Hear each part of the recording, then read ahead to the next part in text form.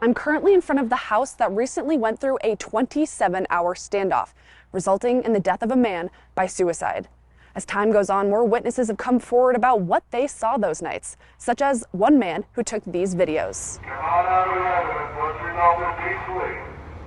Come on out. It's on my mind every minute of every day. Clayton Kramer and his son Tanner live across the street from this house, giving them a front row seat to the 27-hour standoff, taking videos such as this.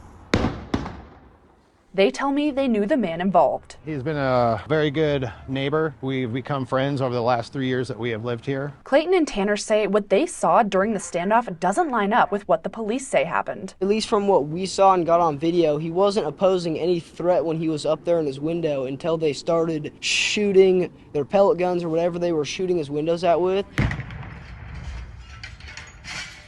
On this iPhone, they say they took anywhere from 60 to 80 videos. I asked why. We really kept up with the recording because we knew that naturally this was going to be fatal from the chemicals. We do feel that it's an unjust situation in accordance with as many times as he was flash bombed and CS gassed. From what they were able to hear, Clayton and Tanner tell me they think the man involved in the standoff attempted to surrender multiple times. My impression is that the negotiations were lacking. I met up with Bozeman Police Chief Jim Veltkamp to ask him what happened. People may see and hear information being given over a loudspeaker, but that is not the primary communication. Veltkamp tells me officers have to give continual instruction throughout an event like this,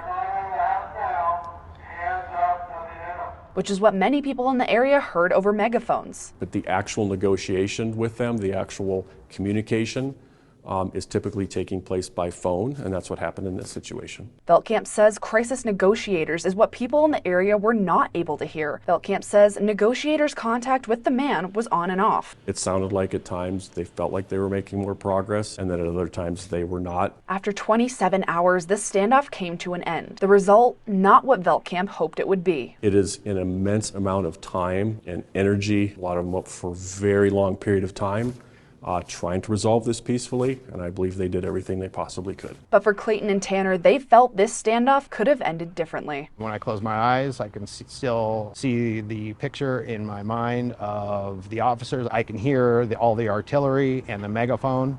It's just a constant battle within my mind. In Bozeman, Cassidy Powers, MTN News.